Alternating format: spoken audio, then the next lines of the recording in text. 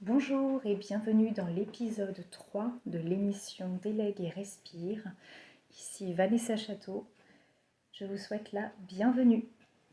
Alors, aujourd'hui nous allons parler d'un sujet qui nous touche tous, que ce soit dans le personnel ou dans le milieu professionnel. Pourquoi se comparer est le meilleur moyen de ne plus avancer. Quand Vincent van Gogh peignait, il ne savait pas qu'il deviendrait l'un des artistes les plus célèbres de l'histoire. Bien au contraire. Comme tout artiste, j'imagine qu'il doutait énormément. Les lettres à son frère Théo en témoignent. Il parle de ses essais, de ses erreurs, de son envie de progresser. Mais il y a une chose qu'il ne pouvait pas faire, c'était comparer son parcours à celui des centaines d'artistes que nous connaissons aujourd'hui. Pourquoi ? Parce qu'Internet n'existait pas, tout simplement. Il ne voyait pas chaque matin les réussites des autres défiler sous ses yeux. Et je crois que nous sous-estimons l'impact de cette différence.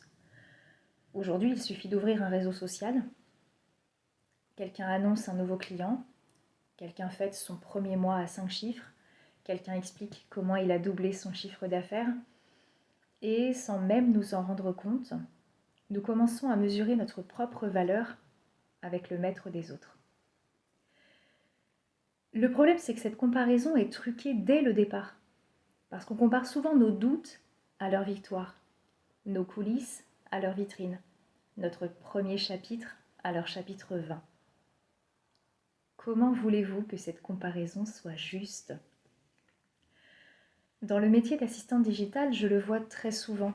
On hésite à publier parce que quelqu'un le fait mieux que nous. On n'ose pas proposer une offre parce qu'une autre semble beaucoup plus expérimentée. Alors on retarde son lancement juste parce qu'on ne se sent pas encore au niveau. Mais si vous attendez d'être au niveau de quelqu'un qui a commencé avant vous, je vous le donne en mille, vous ne commencerez jamais. Parce que la comparaison ne vous apprend pas à avancer. Elle vous apprend simplement à douter. Et finalement, le seul parcours qui mérite vraiment d'être comparé, c'est celui que vous aviez hier. Alors aujourd'hui, je vous invite à faire une chose. Au lieu de regarder ce que les autres ont construit, regardez plutôt ce que vous avez appris. Une compétence, une expérience, une rencontre peut-être, un petit pas de plus. Parce que c'est comme ça qu'on construit une activité durable. Pas en essayant de rattraper quelqu'un qu'on ne connaît pas en plus, mais en devenant chaque semaine un peu meilleur que la personne que vous étiez la semaine précédente. Il y a un livre qui en parle très bien, devenir 1% meilleur que la personne qu'on était la veille. Et ça fait que plusieurs années plus tard, 1% plus 1% plus 1% plus 1%, on n'est plus du tout la même personne. Et puis quand on se retourne, qu'on constate le chemin parcouru, on est fier. Et finalement, est-ce que c'est pas ça qu'on recherche ?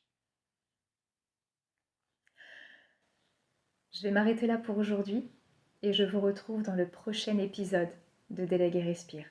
Nous parlerons d'une croyance qui pousse beaucoup d'entrepreneurs à vouloir tout faire eux-mêmes, alors que c'est souvent ce qui freine leur développement. En attendant, n'hésitez pas à nous retrouver dans le lien que je vais mettre en description pour accéder à toutes les ressources de Délègue et Respire. Bonne journée et à bientôt.